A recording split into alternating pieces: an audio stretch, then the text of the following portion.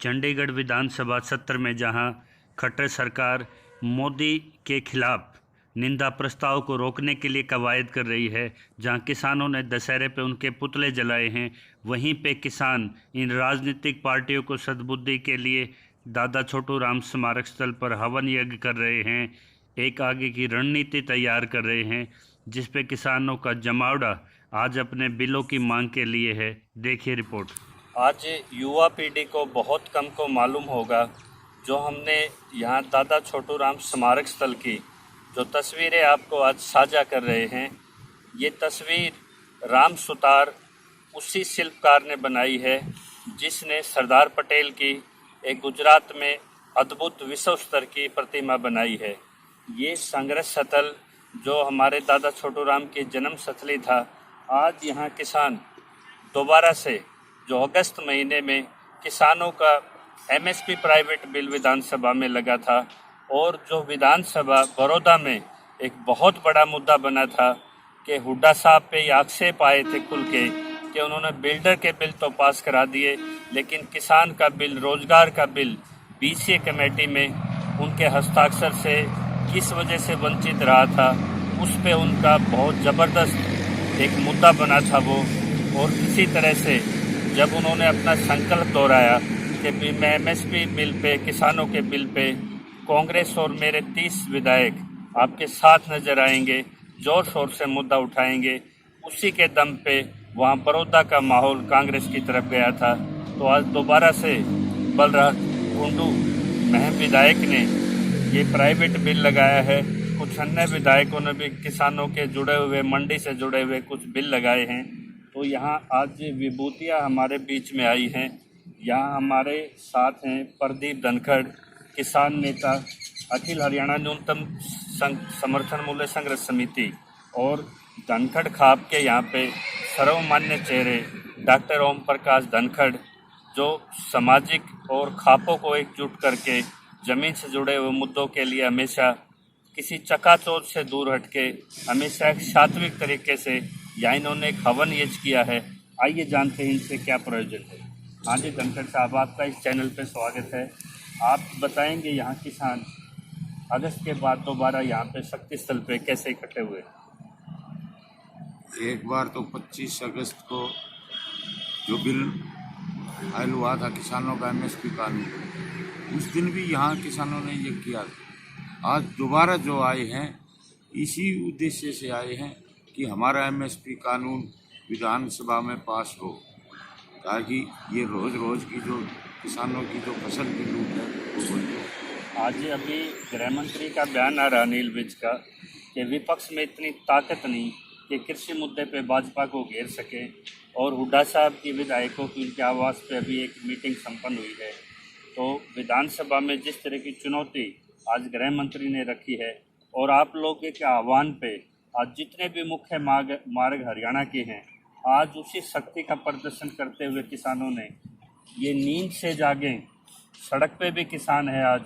जब हमारा ये आप वीडियो देख रहे हैं इसी दौरान पे आज हरियाणा में जितने भी बड़े रोड हैं उन पे किसानों ने सांकेतिक रूप से उनको जाम कर दिया है, और यहाँ एक आध्यात्मिक तरीके से बुजुर्ग किसानों ने एक हवन भी रखा है। तो इस बीच में गृह मंत्री का ये बयान भड़काने वाला, इसमें कितनी सच्चाई देख रहे हैं आप? क्या विपक्ष वाकई किसानों का मुद्दा उठाने के लायक नहीं बचा?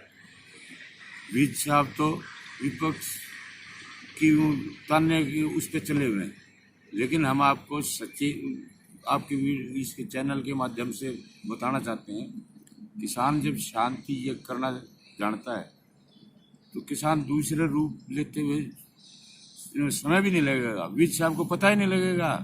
कि कब ये शुरुआत होगी और कब कहाँ जाके ये लड़ाई खत्म होगी। विज साहब तो वहाँ कुर्सी पे बैठ बैठ के भाषण, जिस दिन जनता के बीच में आएंगे ना उस दिन पता लगेगा किसान की ताकत क्या है। बड़ौदा में हुड्डा साहब ने भी दोहराया था, एनएलडी ने भी स्टेटमेंट जारी की थी कि हम कृषि बिलों पे किसानों के मुद्दे को रखेंगे।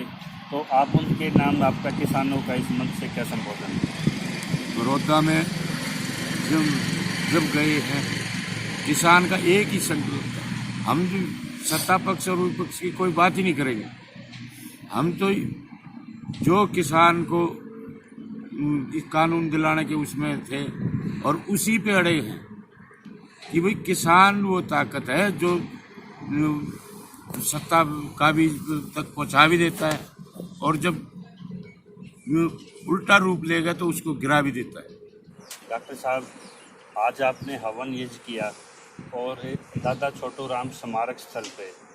जिससे सभी प्रेरणा लेते हैं, और जब किसानों के पास कोई चारा नहीं बचता तो एक आध्यात्मिक रूप से राजनीतिक पार्टियों की सद्बुद्धि के लिए आज 80-80 साल के बुजुर्ग और खाप के गणमान्य आदमी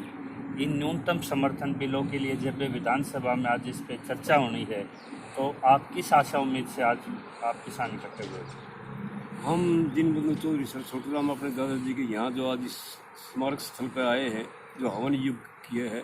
तो हमारी पुरानी और पारंपरिक परंपरा रही है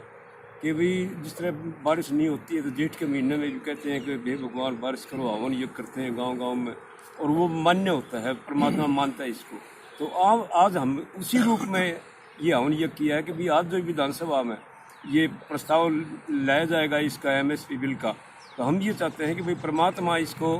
इतनी शक्ति दे इन सभी उसमें कि किसान के हित में सभी खड़े हों, और ये बिल जो आज ये बलराज कुंडू जी जो लाए और विपक्ष जो आज ये लाए उसको ये हर सभी जो पूरा समर्थन दे, और हमें ये भी इनको सद्बुद्धि दे इस सरकार को कि इस बिल को हर हालत में उनके MLA भी जरूर इसका समर्थन करें। आपने बहुत अच्छी कामना की, लेकिन किसान का आज सड़कों पे भी शक्ति प्रदर्शन है। शायद कुछ घंटे का एक आग खोलने वाला आज राष्ट्रीय राजमार्गों पे प्रदर्शन है कि किसान बिल अगर पास नहीं होते तो किसान और सत्ता की लड़ाई सड़क पे भी जाएगी। आज विधानसभा की परीक्षा पे भी अटकी हुई है। तो किसान जिस तरह से आंदोलित है, विपक्ष के भी आपके पक्ष में स्टेटमेंट आ रही है कि हम बिलों में समर्थन करेंगे, INLD की भी आ रही है, तो इस तरफ से भाजपा की तरफ से अभी तक कोई ऐसा बयान ना आना या कोई समर्थन ना आना, आप इसको किस तरह देखें? हम ये है कि जो किसान आज जो ये आंदोलित हो रहा है, तो परमात्मा मतलब है कि ये अदृश्य शक्ति है, ये किसान नहीं कर रहा, वो अदृश्य शक्ति करवा रही है उनसे कि उनको मजबूर किया जा रहा है कि आज वो सड़कों पर आए। और एक ऐसा टाइम आएगा कि बहुत जल्दी अगर जाइए इन्होंने किसान हित में ये पास नहीं किया तो यहाँ तक भी नौबत आ सकती है कि बहुत जल्दी सरकार को उखाड़ फैसले का काम करेंगे। मतलब कहीं ना कहीं किसान वर्ग की अनदेखी, बड़ौदा में तो एक अंदाज़ा लगाया जा रहा है कि इनको अपनी सीट भी गंवानी पड़ेगी, और पूरे प्रदेश में आज हरियाणा के हर कोने से विरोध है। तो क्या भाजपा सीट के साथ अपनी सत्ता गंवाने की भी एक गलतफहमी में बैठी है, एक नशे में बैठी है? तो क्या इसमें चुने हुए हमारे किसानों के प्रतिनिधि नहीं जो चुप बैठे हैं? जजपा में भी किसानों के प्रतिनिधि हैं, तो आप जजपा वालों से क्या कहना चाहेंगे? हम जजपा वाले ये कहते हैं कि बहुत जल्दी अपना समर्थन इस सरकार से वापस ले लें। ये किसान विरोधी सरकार है, इनसे पेंडा छोड़ दो। जो कोई लोभ लालच या कोई जो कुछ भी आप लोगों का हम चीज़ करते हैं, थोड़ी देवलाल की उन पिछली जो है ना उनको यादगार को उनको जो है याद रखते हैं, उन परंपराओं को आप उसी पर उसी पदों पर चलते हुए बहुत जल्दी जो नहीं सरकार से पीछा छुड़वा के किसान को और किसान हित में बात करें। यदि डॉक्टर साहब आपके साथ है, आपके आह्वान पे आज पूरे राज्य में किसान सड़कों पे उतरा है, हवन यज्ञ हो रहे हैं, मौन प्रदर्शन हो रहे हैं, यदि इसके बाद भी सत्ता एक प्राइवेट बिल मेंबरशिप के लिए एक संख्या चाहिए होती है, यदि भाजपा भी अपने अड़ियल रवैये पे रहती है, जहाँ राजस्थान ने अभूतपूर्व कार्य किया है कि कृषि बिलों के एंटीडोट वहाँ पर उन्होंने कानून पास किए हैं, पंजाब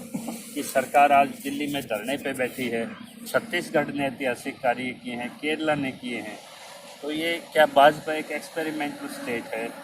तो इसको किसानों के नाम आपका क्या संदेश है? किस तैयारी के लिए किसान रहे भविष्य में? हम तो यही आशा करते हैं कि भाई सिर्फ एक ही ध्यान रखो, क्योंकि ये जो सरकार है ये किसान विरोधी है, कंपनियों की सरकार है। ये इस मुल्क को जो है बेचने के चक्कर में है, कभी कुछ बेच दिया कभी कुछ बेच दिया। तो आप इनसे सावधान रहें। बहुत झूठ बोल ली इन्होंने, बहुत गोले मार लिए, बहुत झूठ बोल ली। अब जो है ना सिर्फ इनसे बचने का यही उपाय है कि किसी तरह भी कोई भी उपचुनाव हो, कोई भी कुछ हो, मतलब इनसे वो गांधी वाली बात है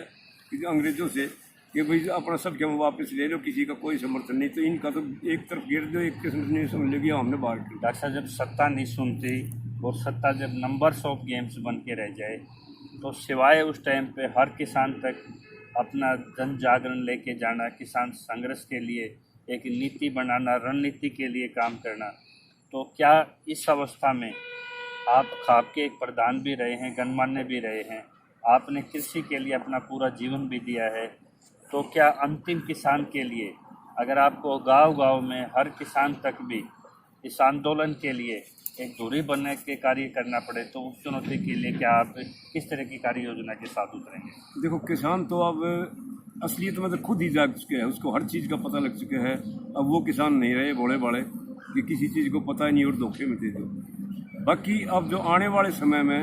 हम तो यहाँ तक भी है कि भाई जो थोड़ी सी उम्र बच रही है इस किसान हित में इसको भी कुर्बान करने के लिए तैयार हैं,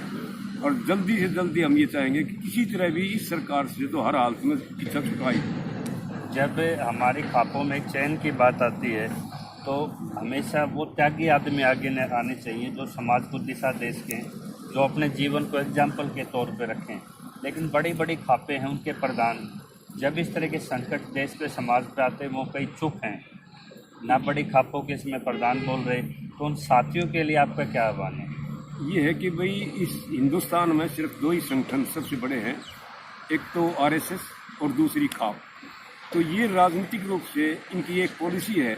कि भी किसी तरह भी इन खापों को नष्ट कर दो, तुम्हारा एक छत्र राज हो जाएगा। और खाप तो ये कभी नष्ट हो ही नहीं सकती, ये तो जब से सृष्टि है तब से खाप, ये खाप का मतलब तो एक यही है कि भाई ये फैमिली से स्टार्ट होती है, कुटुंब से स्टार्ट जो होती है। सामाजिक प्रतिष्ठा का प्रश्न बना के किसी भी संघर्ष में नज़र नहीं आते, जो हमारे खापों के मुखिया हैं, जो ग्रामीण अंचल जिनके आदेश पे निकलता है घरों से, आज वो चुप बैठे हैं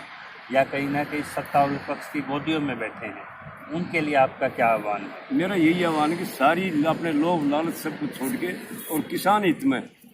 अपने सड़कों पर जो है ना, अगर ये पास नहीं करते तो सड़कों पर उतरना पड़ेगा मजबूर होके आप लोगों को। और ये एक एक दो दो चार चार दो नहीं, ये खाप प्रधान सब यही है कि भाई कुछ नहीं, सब कुछ एक मुठ होके एक जग इकट्ठे होके और एक राय से अपने बाहर निकलो और इस सत्ता को उखाड़ फेंकने का काम करें। आज जिस तरह से एक धनखड़ खाप के जिन्होंने इस प्रदेश को आज भाजपा का प्रमुख भी दिया है, और यही किसान होते हैं जो मुख्यमंत्री की रैली में भाड़े की भीड़ बन के कुछ शराब और कुछ खाने और कुछ पैसे के पैकेज में इन्हीं किसानों का इस्तेमाल सभी राजनीतिक दल समय समय पे करते हैं। लेकिन इस खाप से आगे निकल के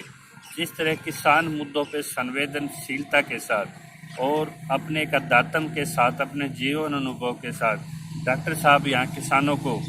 विचारधारा को पोषित करने के लिए, दिशा देने के लिए आज विधानसभा सत्र पे जिस तरह से किसानों के बीच आए हैं, तो इस तरह से क्या हमारे अन्य खाप प्रधान किसानों के पक्ष में, अपने समाज जब डूब रहा है, खेती जब बर्बाद हो रही है, क्या वो भी इस महान व्यक्तित्व की तरह अपने लोगों के बीच में उतर के अपनी प्रतिष्ठा को दांव पे लगा के क्या खेत किसानी बचाने के लिए नजर आएंगे? ये समय की बात है। जय किसान।